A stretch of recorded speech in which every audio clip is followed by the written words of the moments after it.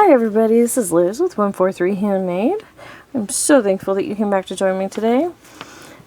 Today's Mass Make Monday is going to be these little tag bags.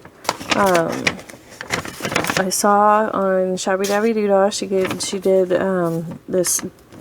a tag bag that she put a bunch of tags in, and she recently sold those, and that's amazing. And it was so, I'd never seen that before, and I just couldn't wait to try and make a few. So I made several, at a bunch of different sizes. So this is out of a 12 by 12, and then this is just out of some scrap coloring book page. And so I was going to try it in a bunch of different page sizes and bring you along for the ride and see what we get. So it's a pretty simple concept, or at least the way that I decided to do it was pretty simple. I did use, hang on,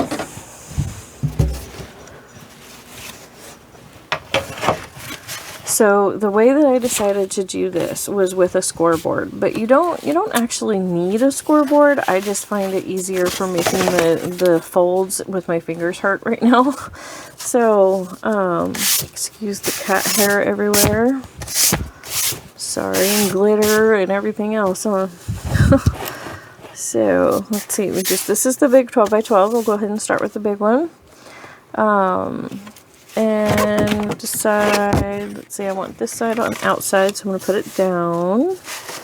And use this edge. There we go. And alright.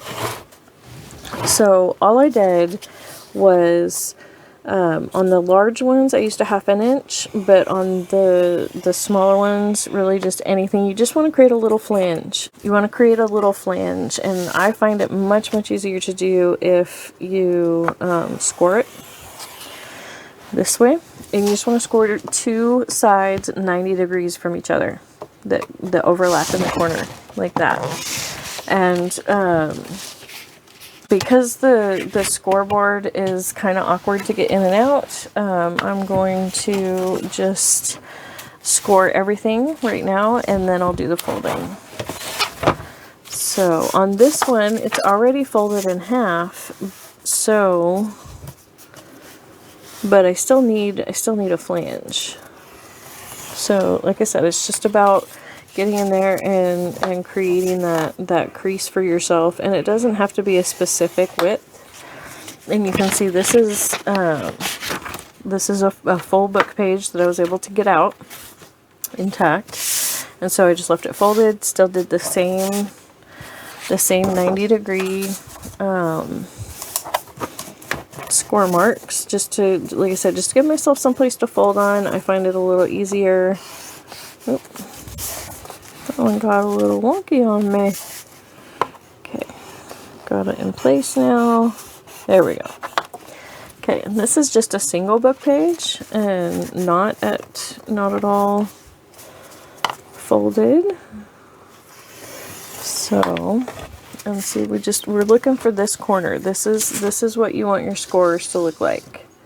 It's just this little. That's the corner that we need. I would highly recommend using paper that has a little bit of oomph to it. You don't want to use a super thin, brittle book page, because we are going to be folding it, and we want those folds to have some integrity. So, on these little ones, what I did is I just lined them up so I could use this outer line as my score line. See that? So I didn't worry about like where it landed or whatever, you know, what measurement it was per se. I'm just going to go just a little bit on the inside of that one.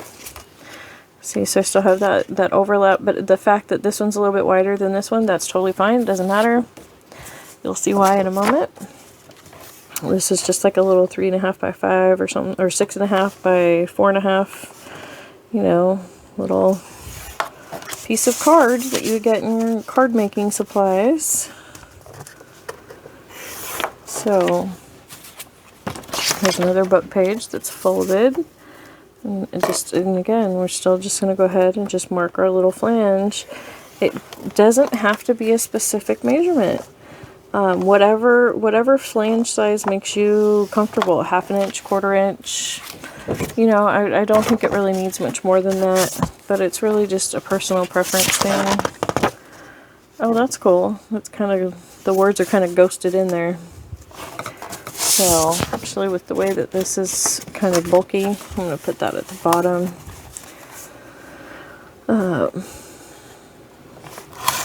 Oops. Okay, so see, I just ripped this page, so I'm going to go ahead and just continue that rip. And just get rid of that piece. And we will do it again, and I will just be more gentle. There we go. See? Problem solved. And these do not have to be any particular size. As you can see, I am using papers of all different sizes and shapes. And so, let's see, do we want to even that up? Okay, no, this is what I'm going to do. I'm going to flip this over. And just because that way it laid better on my scoreboard, not because of construction at all. It's just, you know, however it lays best. But see, now what I'm going to do is I'm going to come up and I'm going to find the groove that's just past all of that. And just gently work that groove. So the fact that it's quite a bit wider here, but I still have a decent flange here, but where you could just cut it off and start again. I'm just going to show you several different ways to do workarounds. And I purposely chose all different sizes and shapes to show that you really can do this out of just about any scrap you have, whether it's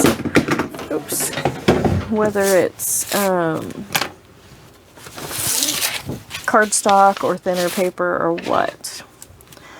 Okay, so the next thing you're going to do after you get it scored, or you can just fold them, is you're going to fold your opposite edge. So here's our score mark.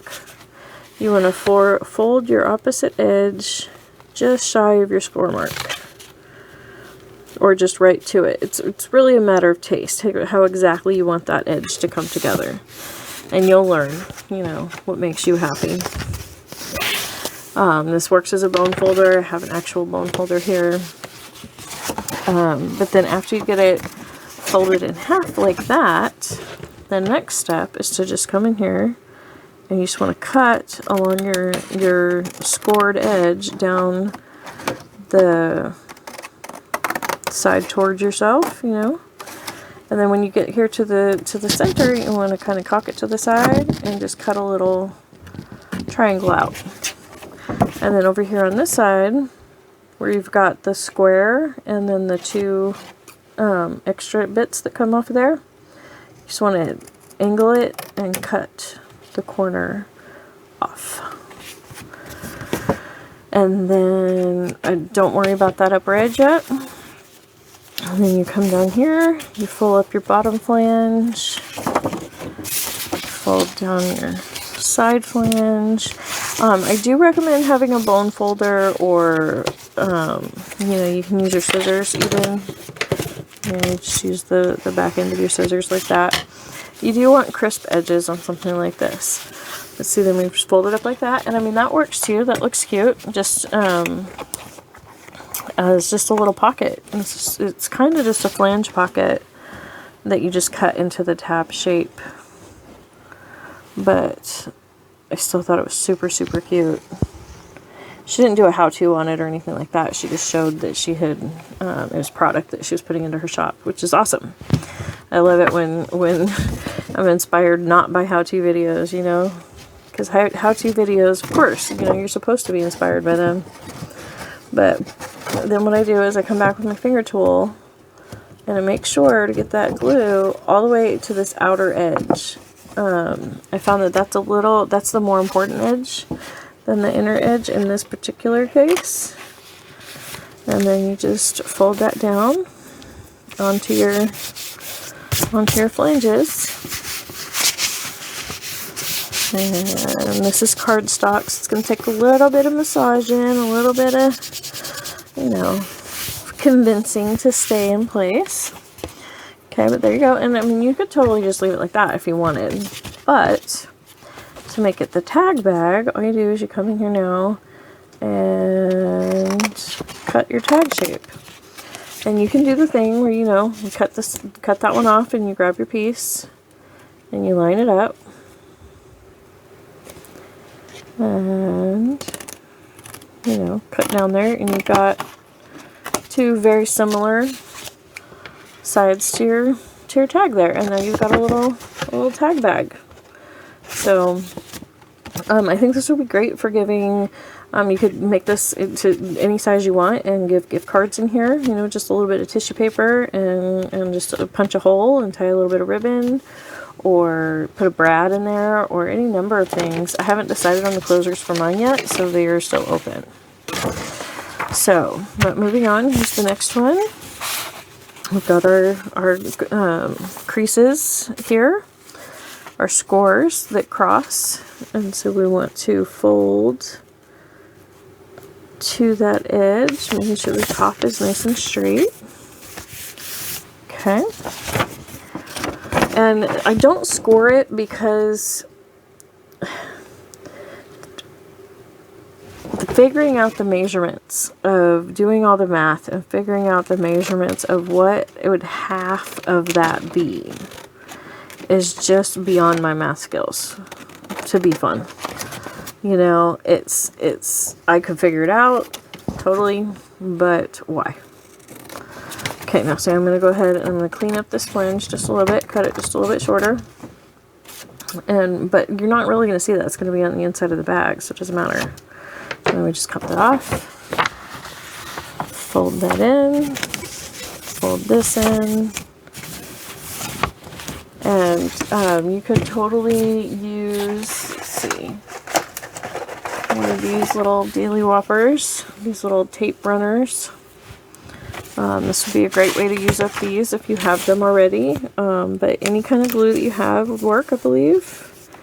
I'm not going to glue too close to the top and use up my tape because that is not going to be used anyways. It's going to be cut off because of the tabs. So, you know, oh, folded it weird. Fold. Now it's all sticky. Okay, there we go. Oh, turned it upside down. There we go. Just add a little bit more to that corner there. And then this is a fairly thin sheet of paper, so this one I might use in a journal instead of as a standalone. But you could totally do that, you know. That's great. Okay, as you can see, this one got a little bit wonky right here.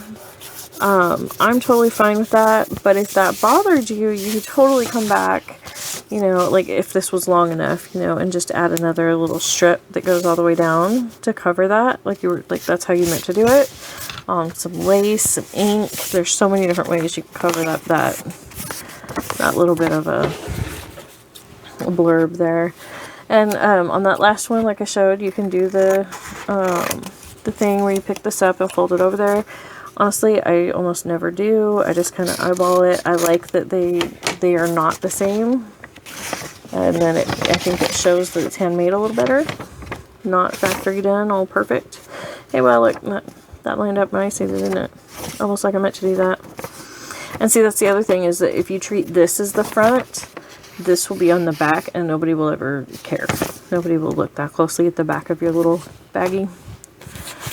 So, moving right along, let's see. I'm going to put that on the outside.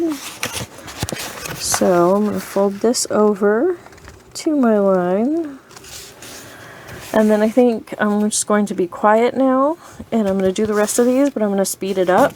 So I'm not going to be talking so it doesn't go all Mickey Mouse on you.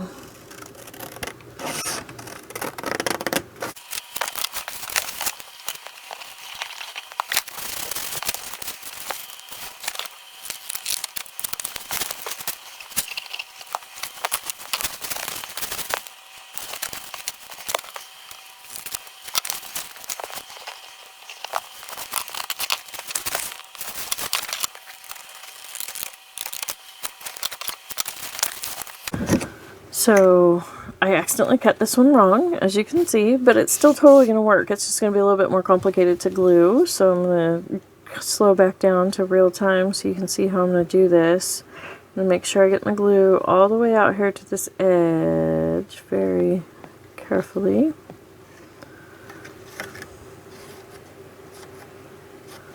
And then also glue up this flange, because even though they're on two different sides like this, we're still going to have to glue them at the same time. So, using a finger tool, I'm going to make sure that whole flappy is nice and covered. There we go. Nope. Okay, and then we just tuck and fold. And it's still totally going to work. It's just, like I said, it's just a little more awkward to get folded. Okay, we're just going to go back to hyperspeed now so I can finish these up.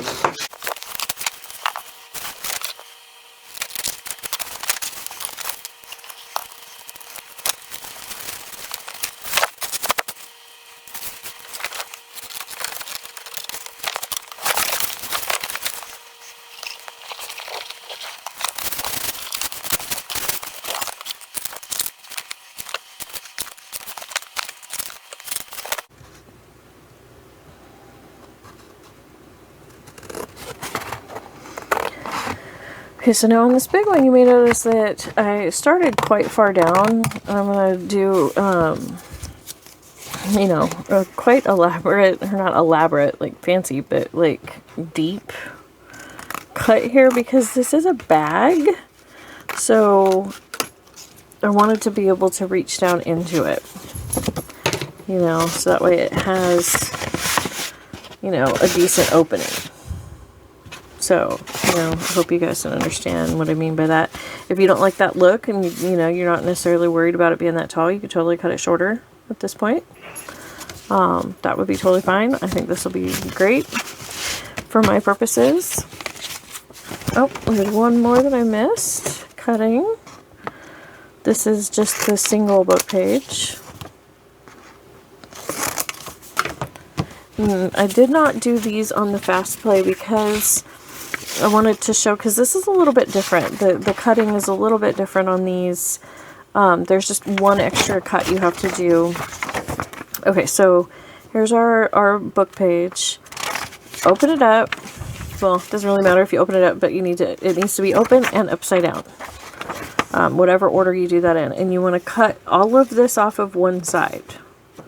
So we need this gone. And you could totally use like a tearing ruler instead of cutting with scissors. You could totally do that for some of this. I prefer to just use the scissors because of these cuts right here. Those little angles are really hard to do with the tearing ruler. But you can see by cutting those flanges off of one side, now the flanges that we marked out will work properly. But it is a little bit of a different way of thinking about it. So, and you do have to make sure to cut off that extra flange. So, I'm going to show that one more time on this other book page. You're going to open and upside down. And just to show what I mean about the tearing ruler, especially because this one's so little, I can just grab my little ruler here and line it up on this edge here and tear that off with the tearing ruler. But I would still go ahead and use my scissors for this cut because of that angle and this angle. I just don't feel comfortable trying to get those by tearing. But if you can do it, more power to you. That's awesome. You got mad skills. So get those creased down really nicely. Scoot all of our scraps out of our way. And get our glue down. My phone's making all kinds of noise. I bet my husband's trying to text me. He's on his way home. I'm trying to get this little bit done before he gets here.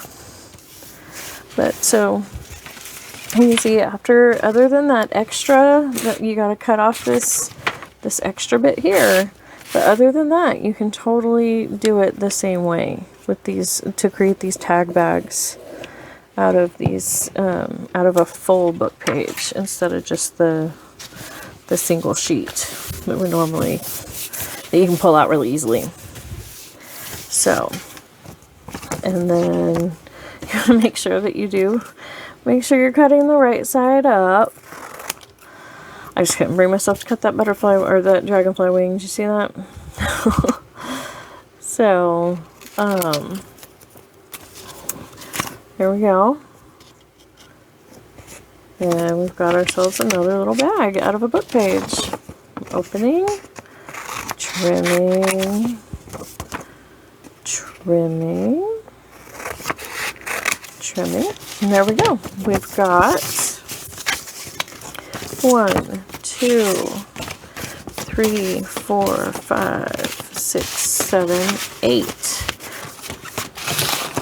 9, 10 that I created here on camera, 11, 12 of the other ones that I had the other day.